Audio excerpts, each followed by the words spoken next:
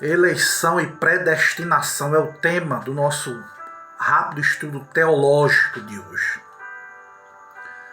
Todas as igrejas que seguem a doutrina calvinista ensinam a doutrina de uma propiciação parcial. Eles creem que alguns homens, alguns anjos, são predestinados por Deus para a vida eterna, enquanto os demais estão condenados para a morte eterna. Esses homens e anjos predestinados são designados particular e imutavelmente, e o seu número é definido. Não se pode aumentar, não se pode diminuir. Deus o escolheu por conselho, decreto e segundo a sua vontade, é que os calvinistas dizem. Para os eleitos não há qualquer exigência de fé, de boas obras, para alcançar a graça divina. Já estão predestinados e ponto final. Uma vez salvo, salvo para sempre. Ainda, segundo os predestinacionistas, não há outros remidos em Cristo, efetivamente chamados, adotados, santificados, senão os eleitos. Assim, Cristo, segundo eles, morreu apenas para consolidar, para corroborar a salvação dos que já eram salvos, dos que já eram o seu povo. Será que isso é verdade? Refutando a doutrina calvinista. Como refutar a doutrina calvinista? É certo que Jesus adquiriu a herança no reino dos céus para todos aqueles que o Pai lhe deu. Mas as Escrituras ensinam que alguns dos que receberam dele tal herança podem perdê-la por causa da infidelidade. Apocalipse 3:11. Guarda o que tens, para que ninguém tomes a tua coroa. A Bíblia diz que se depois de terem escapado das corrupções do mundo pelo conhecimento de Jesus Cristo, forem outra vez envolvidos nelas e vencidos, tornou-se o último estado pior do que o primeiro. 1 Pedro, 2 Pedro 2:20. A Bíblia diz: deste modo sobreveio-lhes um provérbio que se diz: o cão voltou ao próprio vômito, e a porca lavada ao espojadouro de lama. Veja que existe sim a possibilidade de estar certo e voltar ao erro. Entre os que o Pai deu a Jesus estão os 12 apóstolos. Dizem ele, mas nenhum deles se perdeu, senão o filho da perdição. Jesus disse que um se perdeu, lá em João 17, versículo 12, senão o filho da perdição se perdeu. Veja que é atribuída a Judas a própria perdição. Em face desses claros ensinos da palavra de Deus, como sustentar a ideia de que o ser humano, resgatado por Cristo, não pode se perder? Não tem como, amados. Veja que a Bíblia diz. E quanto à ideia de que há outros remidos, não há outros remidos, senão os eleitos. Apresentamos as seguintes passagens. Nosso Salvador quer que todos os homens, veja que a Bíblia diz que quer que todos os homens se salvem e venham ao pleno conhecimento da verdade. Porque há um só Deus e um só mediador entre Deus e os homens, a qual se deu a si mesmo a favor da redenção de todos. 1 Timóteo 3, do capítulo 2, versículo 3 ao 6. Deus está longe de querer somente a salvação dos eleitos. Antes quer que todos os homens se salvem. A Bíblia diz que Jesus, lá no capítulo 23 de Mateus, quantas vezes eu quis ajuntar os teus filhos como a galinha ajunta os pintinhos debaixo das asas, e vocês que não quiseram. Olha aqui, o livre-arbítrio. E Ezequiel 18, desejaria eu de qualquer maneira a morte do ímpio? Só esses versículos dá para refutar os calvinistas. Diz o Senhor, não desejo antes que eles se convertam dos seus caminhos e vivam, porque eu não tomo prazer na morte do ímpio, diz o Senhor. Convertei-vos, pois, e vivei. Palavras de Deus lá no profeta Ezequiel capítulo 18. Portanto, alguns se perdem por escolhas próprias e não porque Deus determinou. Não, amados. Para nós foge toda a lógica de dizer que a propiciação feita por Cristo visava apenas um punhado de seres humanos. Não. Os calvinistas defendem-se dizendo que os decretos de Deus, isso é forte, eles dizem que os decretos de Deus se referem-se igualmente a todos os eventos futuros, de qualquer espécie que sejam, até as ações pecaminosas. Aí é de lascar, porque tal argumento não somente peca contra as escrituras, mas ofende princípios filosóficos. Porque se Deus, irmãos, decretasse que o ser humano praticasse ações pecaminosas, ele seria o autor do pecado. Olha só que coisa forte.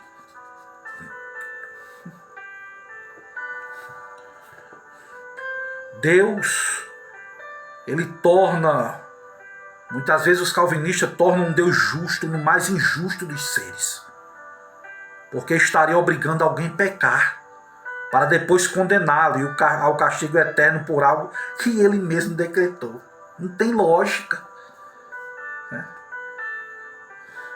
Mas o que é que a Bíblia diz? Tenho posto a vida e a morte, a bênção e a maldição. Aí a Bíblia diz, escolhe.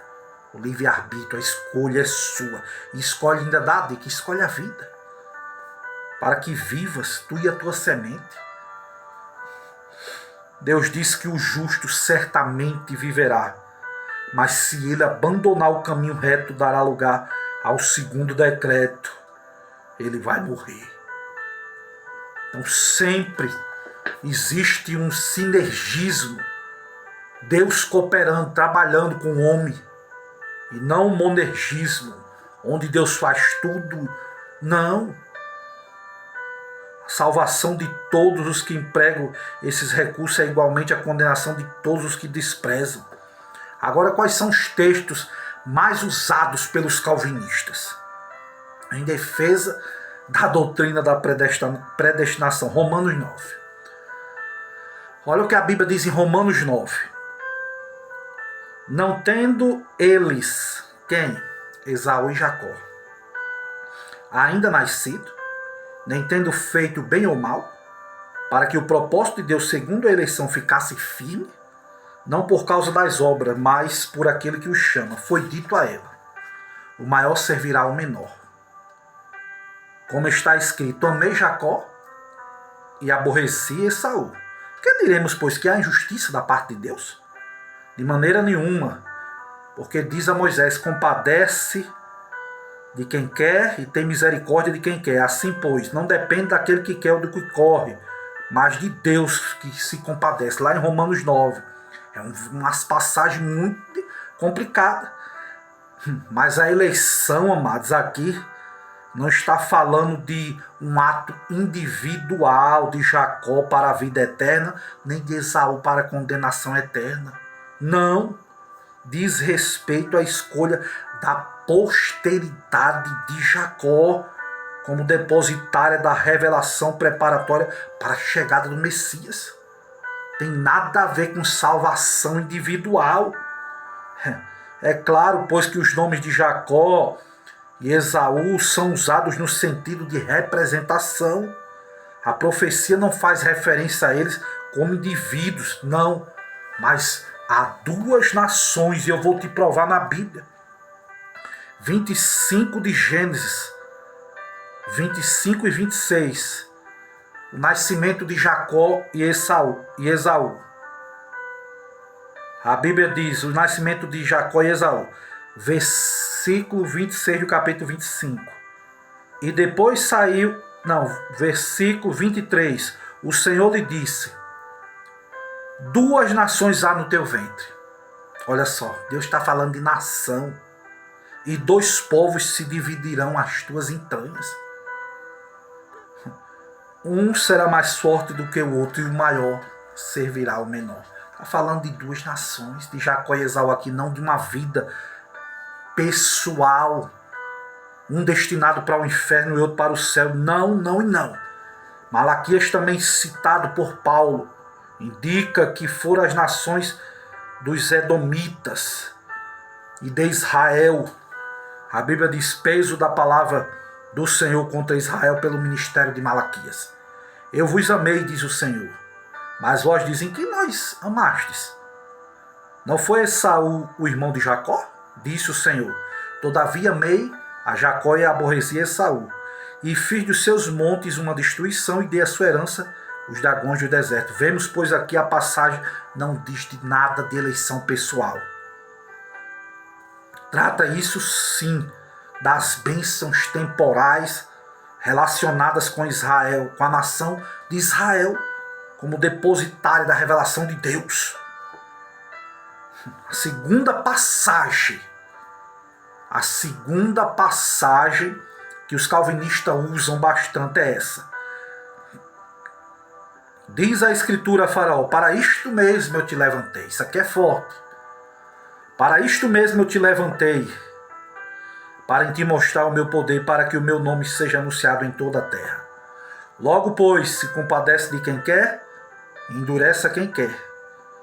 Mas dir-me-ás então por que se queixa ainda? Quem é que resiste à vontade dele? Mas, ó homem, quem és tu para Deus replicar? Porventura, coisa formada, dirá aquele que formou: por que me fizeste assim? Não tem poder o oleiro de fazer um vaso para honra e outro para desonra? A Bíblia diz que ele suportou com muita paciência os vasos da ira, preparado para a perdição, para que também desse a conhecer as riquezas da sua glória nos vasos de misericórdia. Os calvinistas sustentam que Faraó aqui é um exemplo de eterna reprovação. Não. 1000 vezes não. A palavra para isso te levantei. A palavra levantei não significa no idioma original criar. Deus não está dizendo assim: para isso mesmo eu te criei, ó Faraó. Não. A palavra levantar aqui significa ficar em pé e permanecer. Deus estava dizendo a Faraó: para isso mesmo eu te deixei de pé. Para isso mesmo eu te deixei permanecer. Né? Não para a destruição de Faraó, mas para o livramento do povo de Israel. O propósito de Deus é mostrar o poder do nome dele. O nome dele ser anunciado em toda a terra e não provar que o monarca estava condenado. Faraó era um homem que já tinha um coração duro. A Bíblia diz que ele disse: quem é o Senhor cuja voz eu ouvirei para deixar o povo de Israel ir? Veja as palavras de Faraó. Né? Mas em nenhum momento a palavra de Deus diz que Faraó já nasceu condenado. Duas etapas é interessante no caso do endurecimento. Deus endurece o coração de alguém quando lhe dispensa misericórdia, quando resiste a ele. A Bíblia diz: quando ouvides a voz do Senhor teu Deus, não endureçais o vosso coração. No segundo caso, nós vemos que isso é aplicável também aos egípcios. O endurecimento de coração ocorre quando Deus profere sobre o ser humano uma sentença judicial ou deixa privado de sua graça, após muitos avisos sem resposta. Aí Deus, lá em Romanos, no capítulo 1, a Bíblia diz que Deus nos entregou. Está lá, entregou. Porque as pessoas, Deus fala, e a pessoa não quer. Então Deus entrega a dureza do seu próprio coração. A terceira passagem mais usada pelos calvinistas é o oleiro e o vaso. Passagem muito conhecida. Em Jeremias 18, não poderei eu fazer de vós como este oleiro, ó casa de Israel. Que assim como o barro na mão do oleiro, assim sois vós na minha mão. Eles usam também esta passagem, mas logo se vê aqui que não há referência à eleição individual, e sim a nações, a reinos. Não há referência à perdição eterna, e sim à destruição da vida nacional, nação, do corpo político de tal reino. Jeremias 18, por causa da incredulidade deles, ao mesmo tempo em admitir os gentios sobre os princípios da fé, o oleiro designa primeiramente a fabricação de um vaso para a honra. Só que depois de o vaso se quebrar, é que ele torna a fazer outro vaso, agora inferior. Semelhantemente, se Deus se levantar uma nação e ela não corresponder ao objetivo original, ele, na condição de oleiro, fará dele um vaso inferior. Veja que a condenação dos ninivitas já era certa, mas se arrependeram com a pregação de Jonas, e Deus voltou atrás.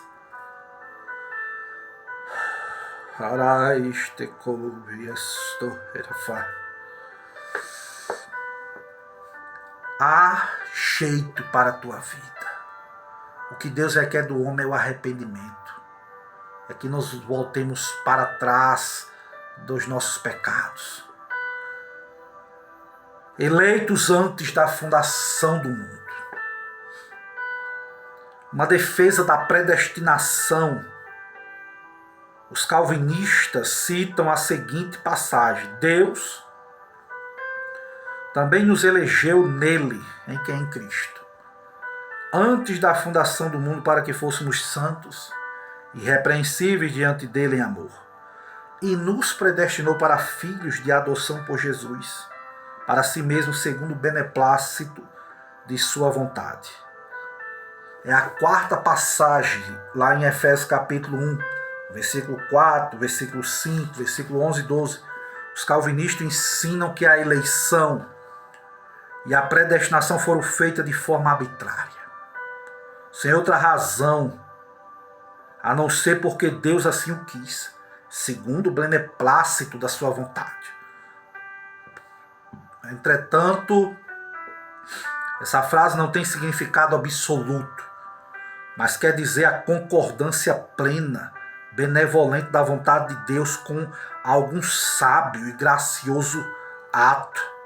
Por isso é que no versículo 11, capítulo 1 de Efésios, a frase está dita, está alterada segundo o conselho da sua vontade. A expressão que diverge plenamente da noção de que a mera vontade é, em qualquer caso, a regra da conduta divina. A Bíblia diz que quem crê e for batizado, meu irmão, será salvo. Mas quem não crê já será condenado. Pronto. É o que a palavra de Deus nos diz. Por isso a conclusão é que aqueles que Deus elegeu em Cristo antes da fundação do mundo não foram escolhidos arbitrariamente a dedo. Não, quem crê no Evangelho é que passa a integrar no número de eleitos. Porque a doutrina da eleição tem de se harmonizar com as outras escrituras. A passagem de Efésios, capítulo 1, refere-se especialmente aos chamados dos gentios para a comunhão do Evangelho.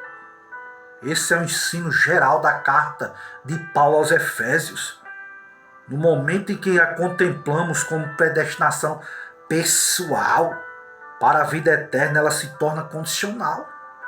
Os gentios foram abrangidos apenas no sentido de que se tornaram crentes e sob a condição de fé. Pela fé é que sois salvos, pela graça mediante a fé. Isso não é de vós, é dom de Deus, para que ninguém se glorie. Outra passagem que os calvinistas gostam é essa: sabemos que todas as coisas contribuem junto para o bem daqueles que amam a Deus, daqueles que são chamados pelo seu decreto. Porque os que dantes conheceu, também os predestinou para serem conforme a imagem do seu Filho, a fim de que ele seja o primogênito entre os muitos irmãos.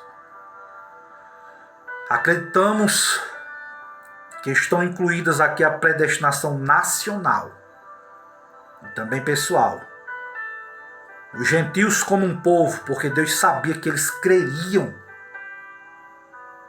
A Bíblia diz lá em Isaías: eu fui buscado por um povo que não, fui achado por um povo que não me buscava. Mas a vocês todos os dias eu estendi as mãos. Por isso foram predestinados para o gozo dos seus privilégios. Deus também conhecia de antemão os crentes verdadeiros que iriam preservar. A Bíblia diz que nem todos que são de Israel são verdadeiramente israelitas. Assim foram também predestinados. Mas tudo isso foi conduzido segundo o plano regular do Evangelho. A predestinação baseia-se na presciência. Presciência. Deus conhece tudo de antemão, a qual os contemplava como se sujeitando a condição de fé ensinada no Evangelho. Quando Deus fala muitas coisas aqui que parece predestinação, na realidade é a presciência de Deus. Deus falando de coisas que já conhece antes que aconteça. Portanto, não vemos razão nenhuma para sustentar a teoria calvinista de uma eleição absoluta ou de uma predestinação incondicional para a vida eterna. Não, meu irmão. A Bíblia diz: creia do Senhor Jesus Cristo, será salvo tu e a tua casa. Creia no Senhor Jesus. Ele é o caminho, Ele é a verdade, Ele é a vida. A Bíblia diz que os céus é para todos os que querem. Se você quer, aceite a Jesus como Senhor e Salvador da tua vida. E você estará incluído, imbuído no corpo de Cristo. Estará incluído na igreja, no meio do povo zeloso e de boas obras. Basta você crer em Cristo. Por mais que você tenha feito coisas erradas, e automaticamente você entra no plano da salvação. Você entra no plano da eleição. E aqui eu encerro esta palavra. Aquele ladrão na cruz lá, um dizia: se tu és Deus, tira a gente daqui, criticando Jesus. Mas o outro dizia: ei, cala a boca, esse homem nada fez, mas nós sim estamos aqui porque nós merecemos. Senhor, olha só a palavra dele: Senhor. Ele reconhece que Cristo era Deus, era Senhor. Lembra-te de mim quando entrarem no teu reino. Jesus disse o quê? Será que Jesus foi olhar na lista se ele era predestinado? Jesus disse: só por causa dessa confissão, tá conhecendo que eu sou Senhor? Você conhece que eu sou Senhor? Conhece que eu sou o Filho de Deus? Hoje mesmo estarás comigo no paraíso. Acaba de ser assinado o teu nome no livro da vida. Então é isso que Deus quer, que nós reconheçamos Ele como Senhor, como Salvador da nossa vida. E Ele disse: olha para nós estamos aqui porque nós fizemos isso. O que é que Ele fez? Ele reconheceu que era um pecador. Ele reconheceu que estava naquela cruz porque merecia, porque tinha praticado atos de delito, de pecado. E a Bíblia diz que todos os pecados destituídos estão da glória de Deus. Ele reconhece primeiramente isso. Cala a boca. Nós estamos aqui porque nós merecemos. Nós somos pecadores. Mas esse aí não. Esse homem é justo. Aí olha para Jesus e diz: Senhor. Esse segundo lugar. Senhor, reconhece o senhorio de Cristo. Lembra-te de mim quando entrar no teu reino. Sabe que Jesus tem um reino espiritual. Aleluia. E que está disposto a levar aqueles que se arrependem dos seus pecados. Se arrependa, meu irmão. Se arrependa. Se volte para Deus enquanto há tempo. Não endureça o teu coração. E Deus te abençoará e te salvará e viverás eternamente ao lado do Salvador Jesus Cristo. Amém.